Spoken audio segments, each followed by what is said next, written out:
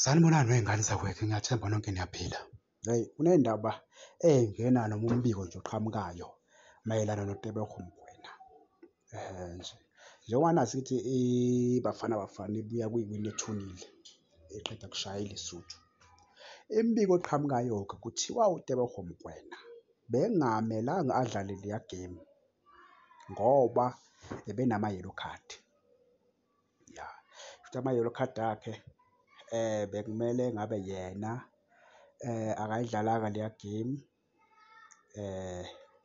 So imibiko eqhamukayo-ke okuthiwa-ke iNigeria, ngoba phela ama-Nigeria aqhamuke nalowo mbiko, ibhodi yaseNigeria eqhamuka ngokuthi-ke iLesotho ayifake isicelo sokuthi-ke i-South Africa iphucwe amaphuzu amathathu. Makuphucwa amaphuzu amathathu-ke okukhomba ukuthi iBafana Bafana izobuyela mangaphosisi ku-9 point, sorry ku-7 point, ya, njengoba ihleli lapha phezulu, ya, u-9 point, u-7 ilapho nje. Kodwa-ke okukhomba ukuthi mangagcina lifeyila icala iBafana Bafana makuwukuthi uTebogo Mokoena utholakala enecala, noma wonke amahebezi la akhulunywayo aba yiqiniso.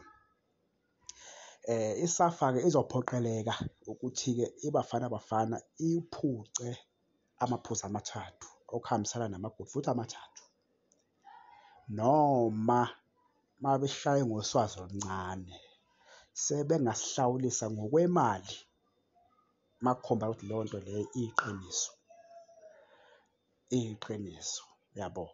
So imibiko ingaba kanjalo kwamanje iy'ngane zakwethu. Asithandaze ukuthi-ke abafana bengaphucwa amaphuzu uma betholakala ukuthi banecala, bengaphucwa amaphuzu njengoba beyodlala, noma lento le abayenzayo kuba-disturb-a emqondweni ukuthi ngoba beyodlala neBenin namhlanje bengabi confident ukuthi bazothathelwa amaphuzu.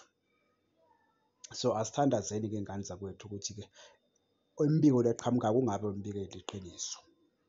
Mawukuthi iliqiniso sithandaze ukuthi besihlawulise imali mawukuthi kuyoba yiqiniso, hhayi ukuthi besithathele amaphuzu ngoba phela uMokoena akakoranga leya game leyana. Kube mhlampe uMokoena nguye owakora wonke lamagoli amabili-ke bekungaba sithusa-ke kakhulu, kodwa ngokucabanga kwami njengoba uMokoena angazange akora wonke lawo magemu leyo game leyo, angiboni ukuthi bangasiphuca amaphuzu. Bangasihlawulisa nje, bangasihlawulisa makuwukuthi leyo mbiko leyo ingaba yiqiniso ngaleyo ndlela. Kodwa nje sesiyobona ngayo-ke ukuthi-ke ihamba kanjani iy'ngane zakwethu, iy'ndaba nje ezingezinhle lezi, njengoba nazi ukuthi iBafana Bafana iyadlala namhlanje ngo-6 neBenin away from home. Asithandaze ukuthi at least abayiwinile le game, njengoba iNigeria idlala neZimbabwe nayo, okukhomba ukuthi iNigeria iyi-favourite-ke namhlanje ngoba phela idlala neNigeria, idlala neZimbabwe, iZimbabwe ayikho efomini nje.